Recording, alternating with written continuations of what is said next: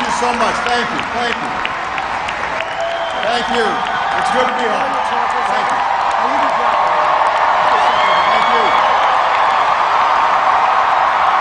Thank you.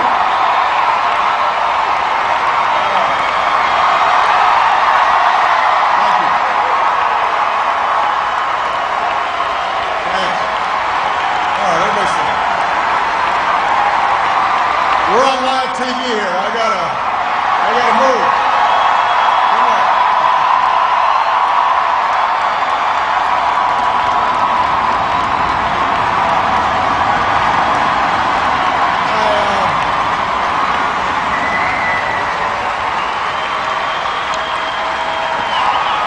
You can tell that I'm.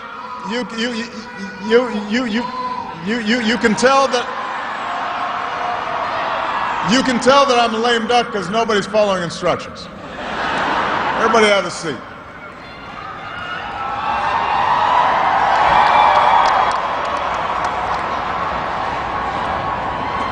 My fellow Americans,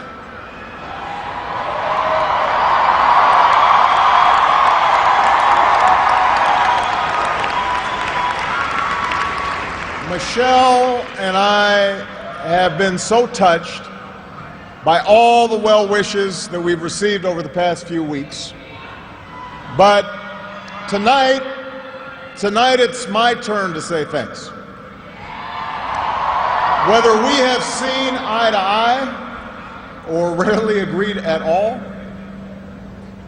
my conversations with you, the American people, in living rooms and in schools, at farms, on factory floors, at diners, and on distant military outposts. Those conversations are what have kept me honest and kept me inspired and kept me going. And every day I have learned from you. You made me a better president, and you made me a better man. So I first came to Chicago when I was in my early 20s. And I was still trying to figure out who I was, still searching for a purpose in my life. And it was a neighborhood not far from here where I began working with church groups in the shadows of closed steel mills. It was on these streets where I witnessed the power of faith and the quiet dignity of working people in the face of struggle and loss. I can't do that.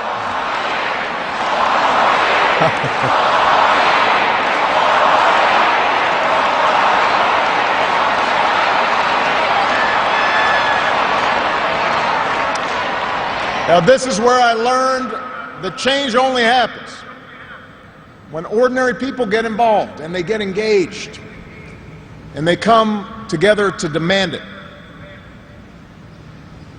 After 8 years as your president, I still believe that. And it's not just my belief. It's the beating heart of our American idea, our bold experiment in self-government. It's the conviction that we are all created equal, endowed by our Creator with certain unalienable rights, among them life, liberty, and the pursuit of happiness. It's the insistence that these rights, while self-evident, have never been self-executing. That we, the people, through the instrument of our democracy, can form a more perfect union. What a radical idea. The great gift that our founders gave to us. The freedom to chase our individual dreams through our sweat and toil and imagination, and the imperative to strive together as well to achieve a common good, a greater good. For 240 years, our nation's call to citizenship has given work and purpose to each new generation. It's what led patriots to choose republic over tyranny, pioneers to trek west, slaves to brave that makeshift railroad to freedom. It's what pulled immigrants and refugees across oceans and the Rio Grande. It's what pushed women to reach for the ballot. It's what powered workers to organize. It's why GIs gave their lives at Omaha Beach, in Iwo Jima, Iraq, and Afghanistan. And why men and women from Selma to Stonewall were prepared to give theirs as well.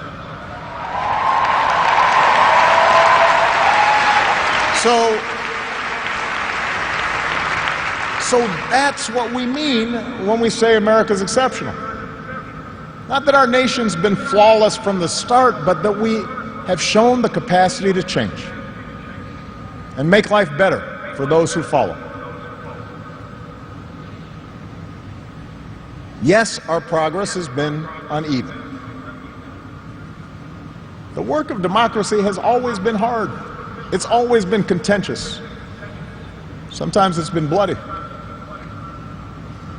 For every 2 steps forward, it often feels we take 1 step back. But the long sweep of America has been defined by forward motion, a constant widening of our founding creed to embrace all, and not just some.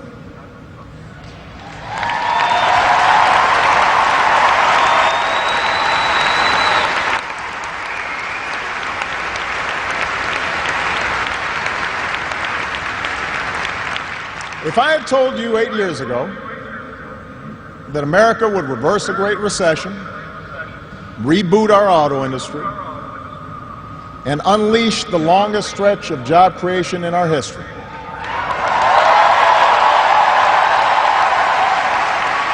if I had told you that we would open up a new chapter with the Cuban people, shut down Iran's nuclear weapons program without firing a shot, take out the mastermind of 9/11.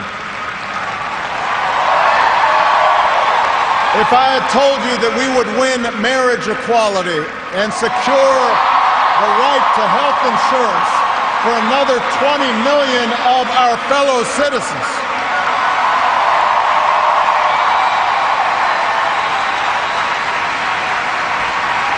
if I had told you all that, you might have said our sights were set a little too high. But that's what we did. That's what you did. You were the change. You answered people's hopes. And because of you, by almost every measure, America is a better, stronger place than it was when we started.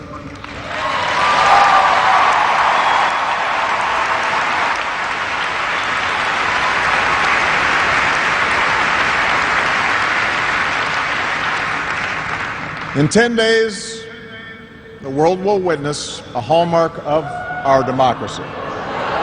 No. The peaceful transfer of power from one freely elected president to the next.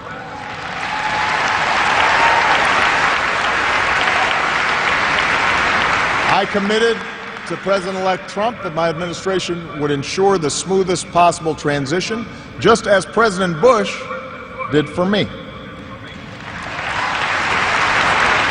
Because it's up to all of us to make sure our government can help us meet the many challenges we still face. We have what we need to do so. We have everything we need to meet those challenges. After all, we remain the wealthiest, most powerful, and most respected nation on earth. Our youth, our drive, our diversity and openness, our boundless capacity for risk and reinvention means that the future should be ours. But that potential will only be realized if our democracy works. Only if our politics better reflects the decency of our people. Only if all of us, regardless of party affiliation or particular interests, help restore the sense of common purpose that we so badly need right now. And that's what I want to focus on tonight: the state of our democracy. Understand, democracy does not require uniformity. Our founders argued, they quarreled, eventually they compromised. They expected us to do the same. But they knew that democracy does require a basic sense of solidarity. The idea that for all our outward differences, we're all in this together, that we rise or fall as one.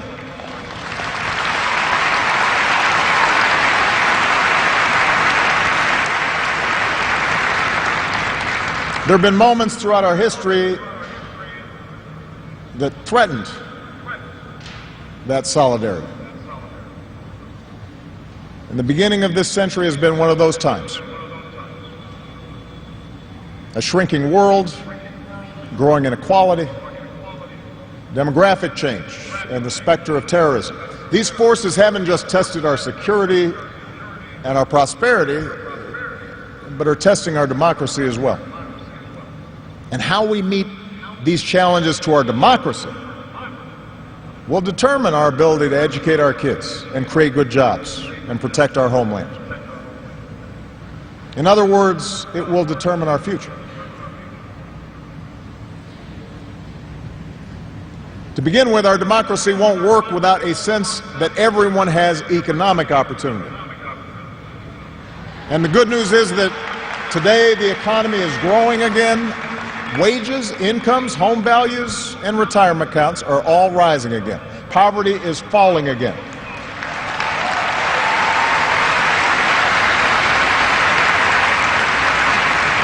The wealthy are paying a fair share of taxes, even as the stock market shatters records. The unemployment rate is near a 10-year low. The uninsured rate has never, ever been lower.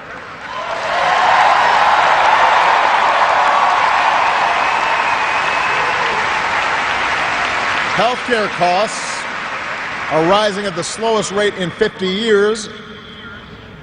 And I've said, and I mean it, if anyone can put together a plan that is demonstrably better than the improvements we've made to our healthcare system, that covers as many people at less cost, I will publicly support it.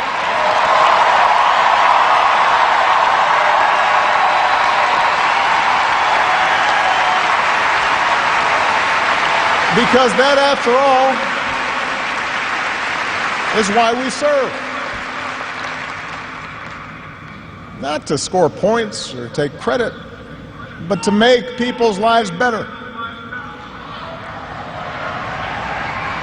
But for all the real progress that we've made, we know it's not enough. Our economy doesn't work as well or grow as fast when a few prosper at the expense of a growing middle class and ladders for folks who want to get into the middle class. That's the economic argument, but stark inequality is also corrosive to our democratic idea. While the top 1% has amassed a bigger share of wealth and income, too many of our families in inner cities and in rural counties have been left behind. The laid-off factory worker, the waitress or healthcare worker who's just barely getting by and struggling to pay the bills, convinced that the game is fixed against them, that their government only serves the interests of the powerful. That's a recipe for more cynicism and polarization in our politics. Now, there are no quick fixes to this long-term trend. I agree, our trade should be fair and not just free. But the next wave of economic dislocations won't come from overseas. It will come from the relentless pace of automation that makes a lot of good middle-class jobs obsolete. And so we're going to have to forge a new social compact to guarantee all our kids the education they need, to give workers the power to unionize for better wages, to update the social safety net to reflect the way we live now, and make more reforms to the tax code so corporations and individuals who reap the most from this new economy don't avoid their obligations to the country that's made their very success possible.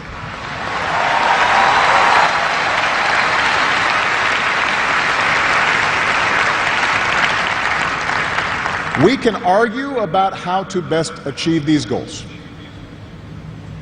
but we can't be complacent about the goals themselves. For if we don't create opportunity for all people, the disaffection and division that has stalled our progress will only sharpen in years to come. There's a second threat to our democracy, and this one is as old as our nation itself. After my election, there was talk of a post-racial America. And such a vision, however well intended, was never realistic. Race remains a potent and often divisive force in our society. Now, I've lived long enough to know that race relations are better than they were 10 or 20 or 30 years ago, no matter what some folks say. You can see it not just in statistics, you see it in the attitudes of young Americans across the political spectrum. But we're not where we need to be. And all of us have more work to do. If every economic issue is framed as a struggle between a hardworking white middle class and an undeserving minority, then workers of all shades are going to be left fighting for scraps while the wealthy withdraw further into their private enclaves.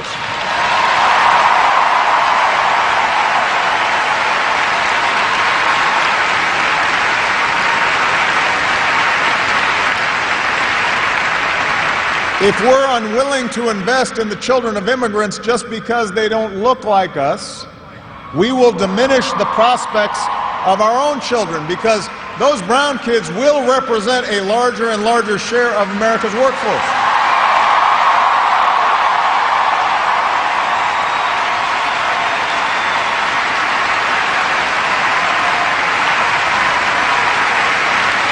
And we have shown that our economy doesn't have to be a zero-sum game.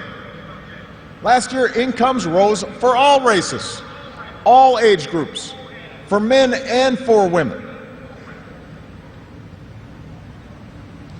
So if we're going to be serious about race going forward, we need to uphold laws against discrimination in hiring and in housing and in education and in the criminal justice system. That is what our Constitution and our highest ideals require.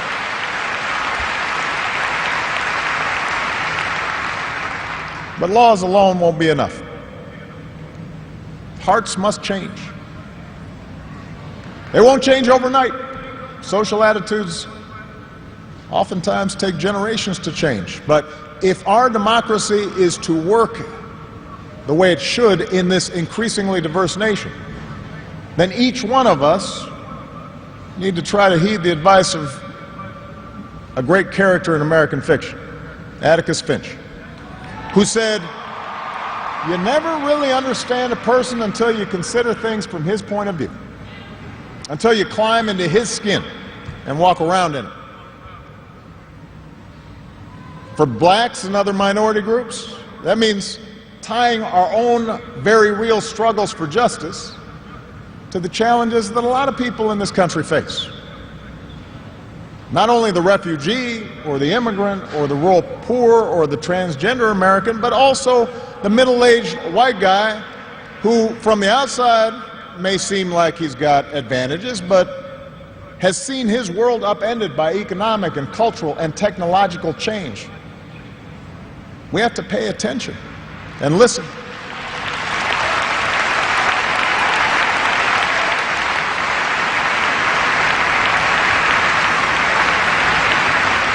For white Americans, it means acknowledging that the effects of slavery and Jim Crow didn't suddenly vanish in the 60s.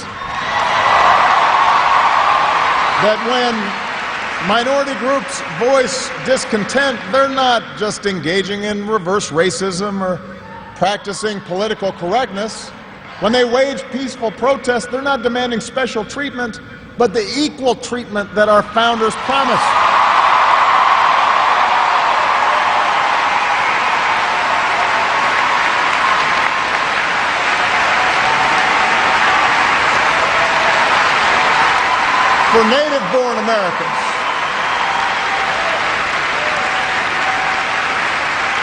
For native-born Americans, it means reminding ourselves that the stereotypes about immigrants today were said almost word for word about the Irish and Italians and Poles, who it was said were going to destroy the fundamental character of America.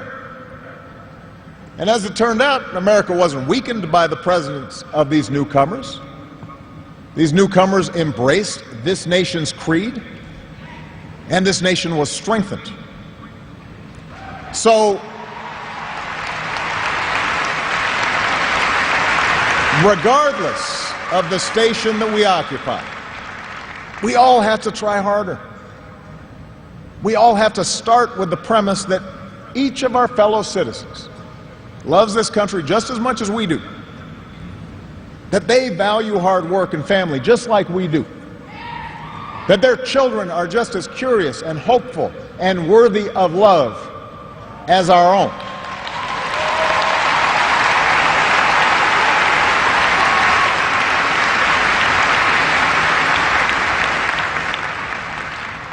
And that's not easy to do.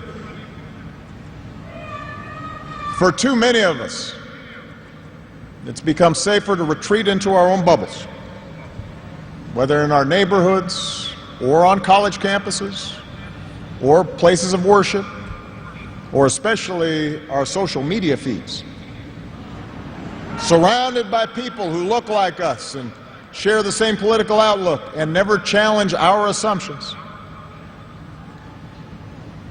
And the rise of naked partisanship and increasing economic and regional stratification, the splintering of our media into a channel for every taste, all this makes this great sorting seem natural, even inevitable. And increasingly, we become so secure in our bubbles that we start accepting only information, whether it's true or not, that fits our opinions, instead of basing our opinions on the evidence that is out there.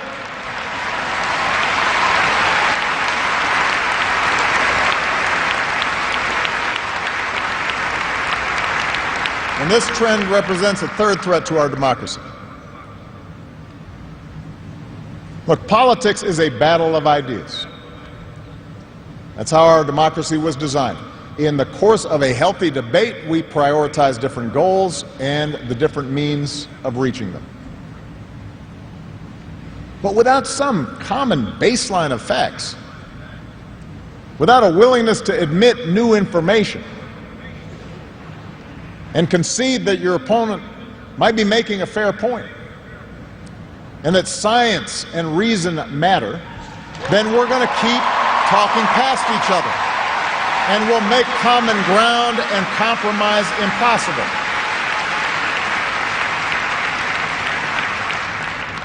And isn't that part of what so often makes politics dispiriting? How can elected officials rage about deficits when we propose to spend money on preschool for kids, but not when we're cutting taxes for corporations? How do we excuse ethical lapses in our own party, but pounce when the other party does the same thing? It's not just dishonest. this selective sorting of the facts. It's self-defeating. Because, as my mom used to tell me, reality has a way of catching up with you.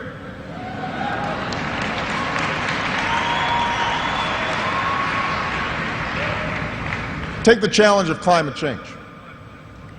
In just 8 years, we've halved our dependence on foreign oil. We've doubled our renewable energy. We've led the world to an agreement that has the promise to save this planet.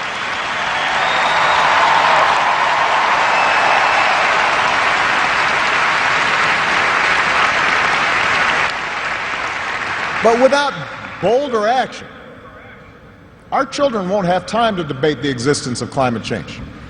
They'll be busy dealing with its effects.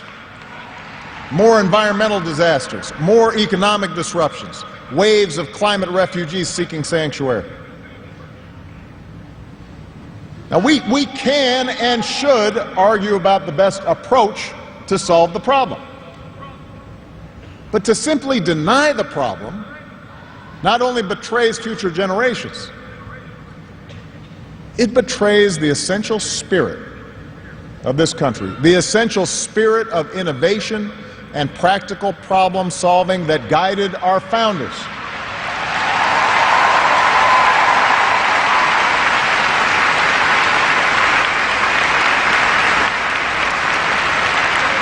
It is that spirit born of the Enlightenment that made us an economic powerhouse.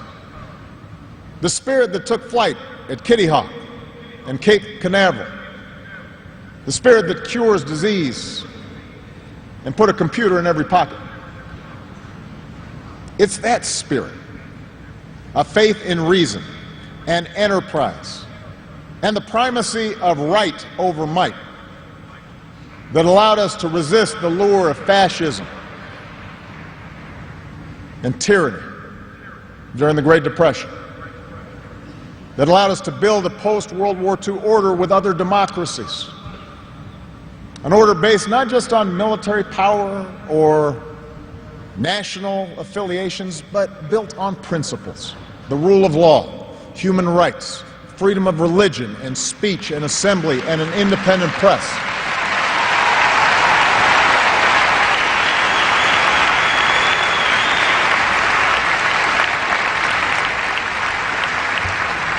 That order is now being challenged. First, by violent fanatics who claim to speak for Islam.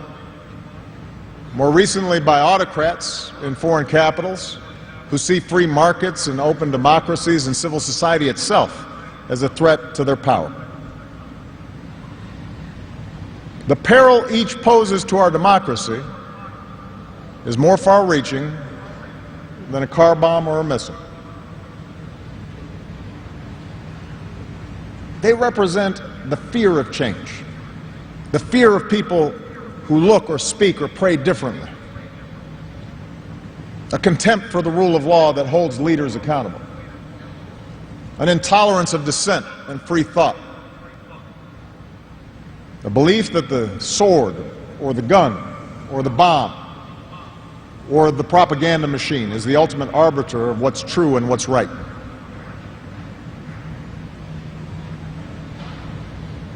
Because of the extraordinary courage of our men and women in uniform, because of our intelligence officers and law enforcement and diplomats who support our troops,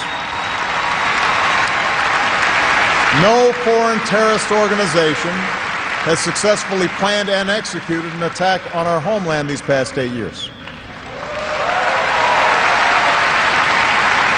And although Boston and Orlando and San Bernardino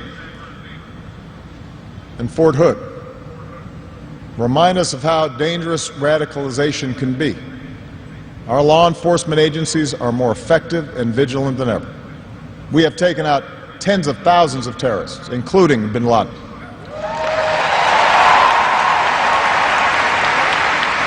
The global coalition we're leading against ISIL has taken out their leaders and taken away about half their territory. ISIL will be destroyed, and no one who threatens America will ever be safe. And all who serve or have served, it has been the honor of my lifetime to be your commander-in-chief. And we all owe you a deep debt of gratitude.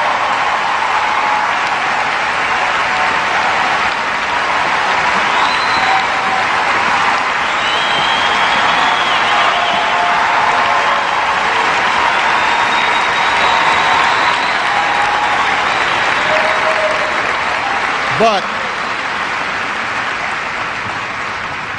protecting our way of life, that's not just the job of our military.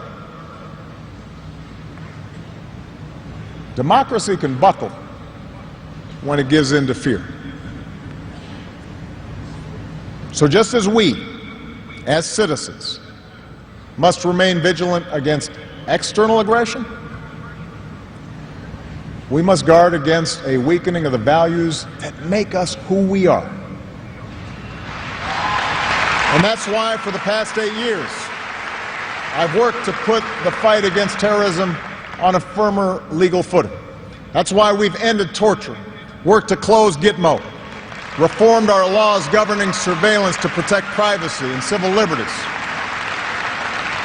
That's why I reject discrimination against Muslim Americans, who are just as patriotic as we are.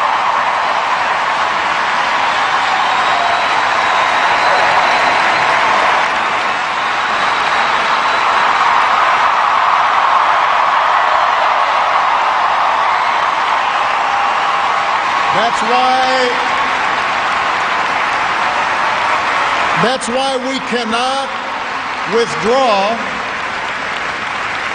That's why we cannot withdraw from big global fights to expand democracy and human rights and women's rights and LGBT rights.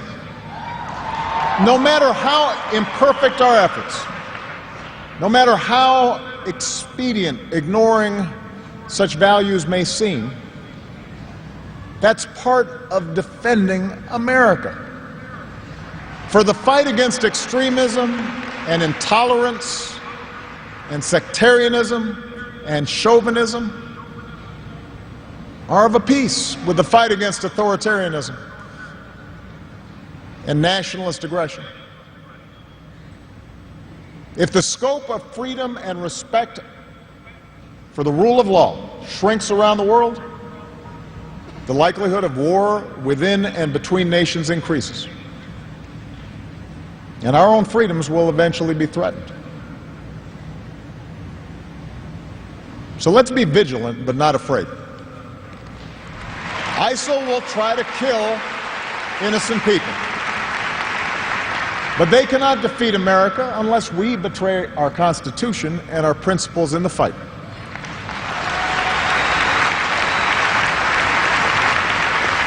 Rivals like Russia or China cannot match our influence around the world unless we give up what we stand for and turn ourselves into just another big country that bullies smaller neighbors.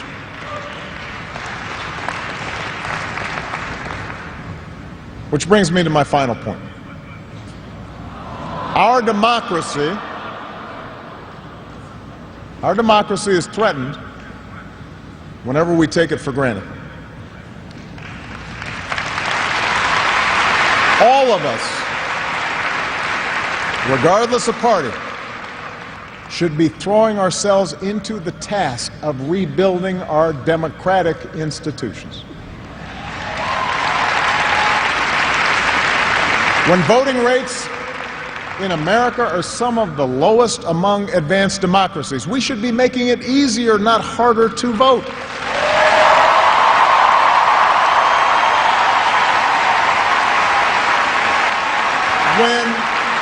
When trust in our institutions is low, we should reduce the corrosive influence of money in our politics and insist on the principles of transparency and ethics in public service. When Congress is dysfunctional, we should draw our congressional districts to encourage politicians to cater to common sense and not rigid extremes.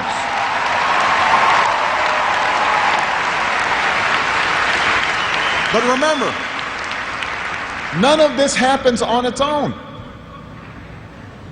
All of this depends on our participation, on each of us accepting the responsibility of citizenship, regardless of which way the pendulum of power happens to be swinging. Our Constitution is a remarkable, beautiful gift. But it's really just a piece of parchment. It has no power on its own. We, the people, give it power. We, the people, give it meaning with our participation and with the choices that we make and the alliances that we forge. Whether or not we stand up for our freedoms, whether or not we respect and enforce the rule of law, that's up to us. America's no fragile thing, but the gains of our long journey to freedom are not assured. In his own farewell address, George Washington wrote that self-government is the underpinning of our safety, prosperity, and liberty. But from different causes and from different quarters, much pains will be taken to weaken in your minds the conviction of this truth. And so we have to preserve this truth with jealous anxiety that we should reject the first dawning of every attempt to alienate any portion of our country from the rest, or to enfeeble the sacred ties that make us one.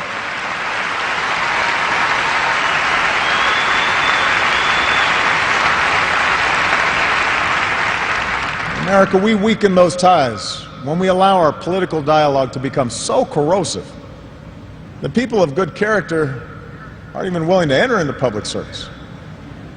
So coarse with rancor that Americans with whom we disagree are seen not just as misguided, but as malevolent.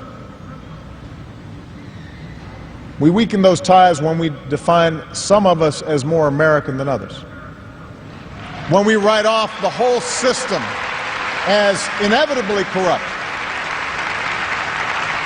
and when we sit back and blame the leaders we elect without examining our own role in electing them.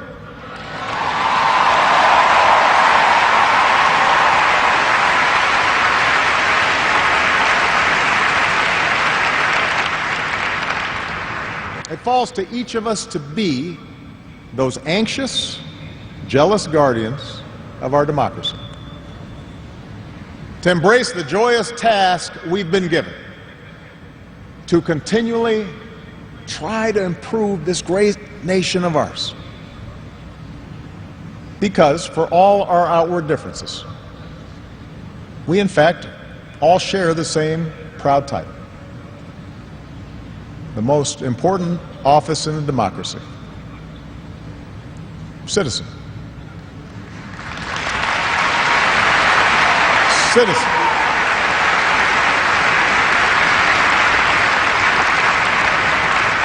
So you see, that's what our democracy demands. It needs you. Not just when there's an election, not just when your own narrow interest is at stake, but over the full span of a lifetime. If you're tired of arguing with strangers on the internet, try talking with one of them in real life.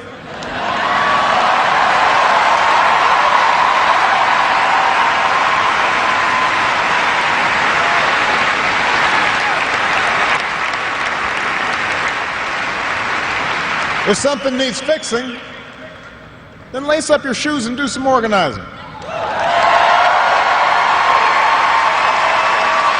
If you're disappointed by your elected officials, grab a clipboard and run for office yourself.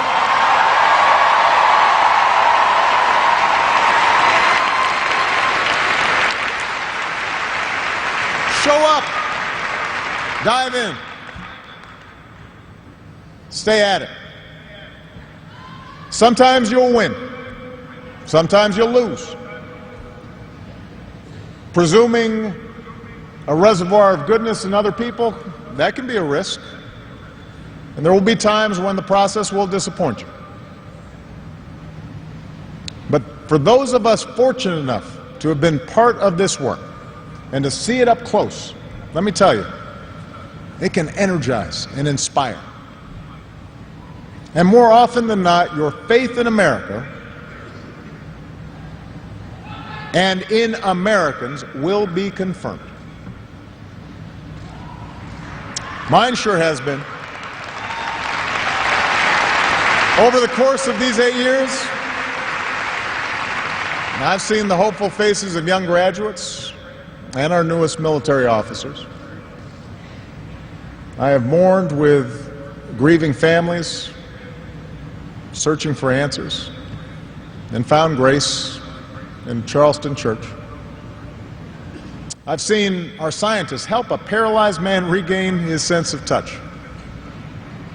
I've seen wounded warriors who at points were given up for dead walk again.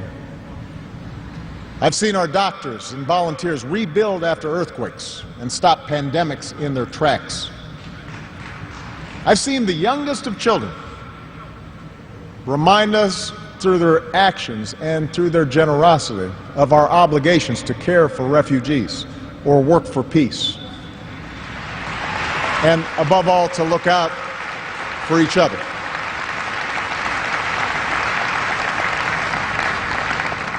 So that faith that I placed all those years ago, not far from here, in the power of ordinary Americans to bring about change, that faith has been rewarded in ways I could not have possibly imagined. And I hope your faith has too. Some of you here tonight or watching at home, you were there with us in 2004, in 2008, 2012.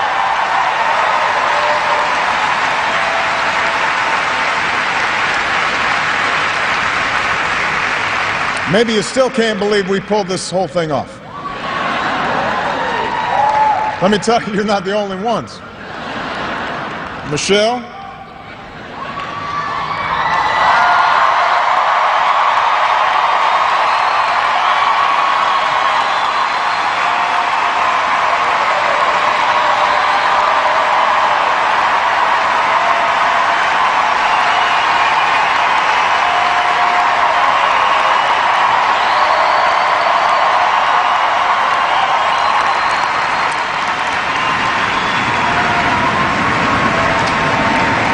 Michelle LaVaughn Robinson, girl of the South Side.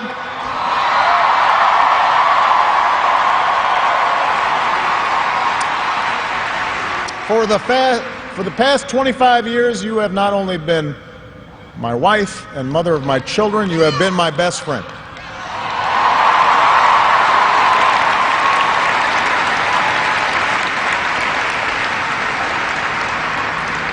You took on a role you didn't ask for, and you made it your own, with grace and with grit and with style and good humor.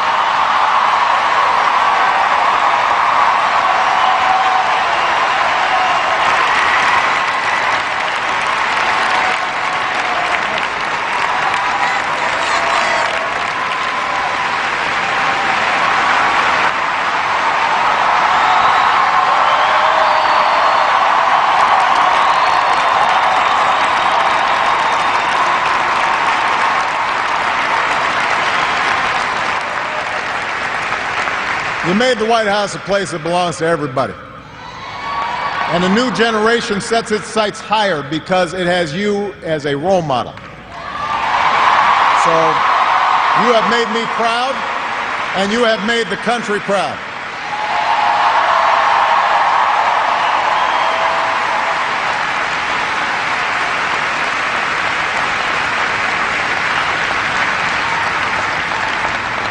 Malia and Sasha, under the strangest of circumstances, you have become two amazing young women You are smart and you are beautiful, but more importantly, you are kind and you are thoughtful and you are full of passion. And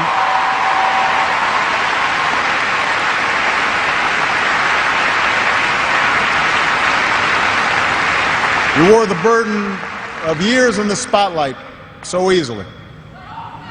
Of all that I have done in my life, I am most proud to be your dad.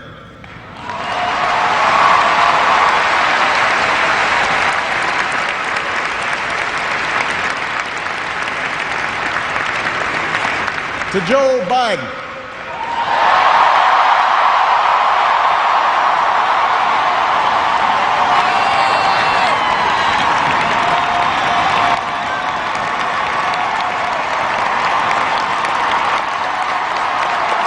the scrappy kid from Scranton, who became Delaware's favorite son.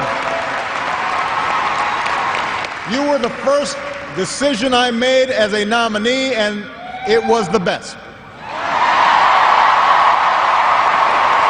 Not just because you have been a great vice president, but because in the bargain I gained a brother.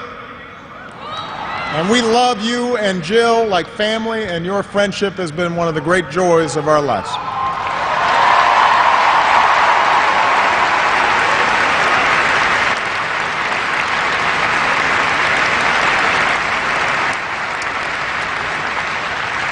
To my remarkable staff, for 8 years, and for some of you a whole lot more, I have drawn from your energy, and every day I try to reflect back what you displayed: heart and character and idealism. I've watched you grow up, get married, have kids, start incredible new journeys of your own. Even when times got tough and frustrating, you never let Washington get the better of you. You guarded against cynicism.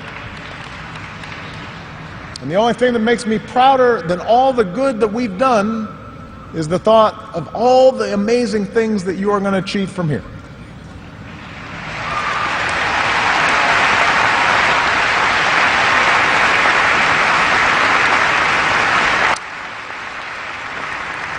And to all of you out there, every organizer who moved to an unfamiliar town, every kind family who welcomed them in, every volunteer who knocked on doors, every young person who cast a ballot for the first time, every American who lived and breathed the hard work of change, you are the best supporters and organizers anybody could ever hope for, and I will be forever grateful. Because you did change the world. You did. And that's why I leave this stage tonight even more optimistic about this country than when we started. Because I know our work has not only helped so many Americans, it has inspired so many Americans, especially so many young people out there, to believe that you can make a difference, to hitch your wagon to something bigger than yourselves. Let me tell you, this generation coming up, unselfish, altruistic, creative, patriotic, I've seen you in every corner of the country. You believe in a fair and just and inclusive America. You know that constant change has been America's hallmark, that it's not something to fear, but something to embrace. You are willing to carry this hard work of democracy forward. You'll soon outnumber all of us, and I believe as a result, the future is in good hands.